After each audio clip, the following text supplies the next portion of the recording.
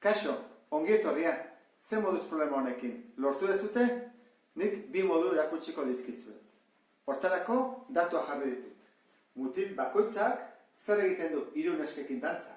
Neska bakoitzak egiten ditu 4 mutilekin dantza.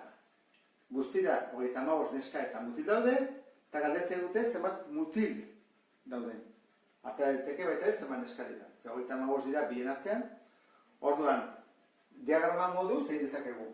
Mutil batek zer egiten du 3 neskekin?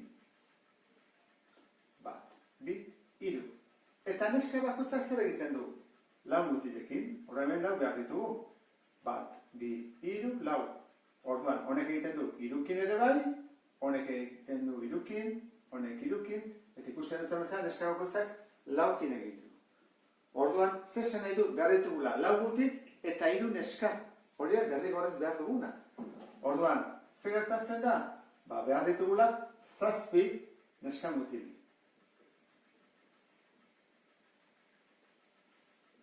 Orduan, 7 neska mutil behar baldin baitugu, izango genituzke. 7, beste 7, beste 7, beste 7, zer behar ditugu? 35 arte ezta? 7, 14, 21, 28, 35. Orduan, zenbat mutil behar egongo dira? 4, 8, 12, 16, 20. 20 mutil daude.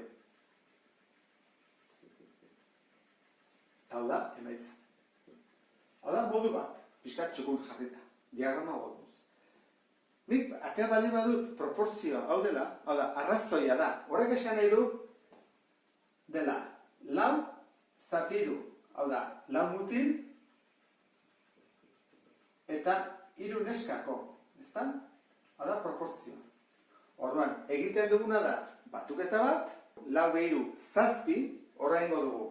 35 osoa zati 7, 5.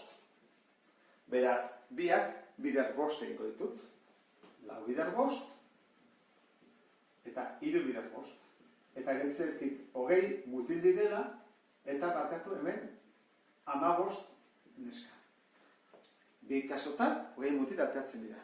Ez dakizten gustatzen zuen modu egokina, baina hau da, oinarrizkoa bi kasotan jakin behar dugula. 4 mutil daudela, 3 neska dauden bakoitzea. Hurrengo arte!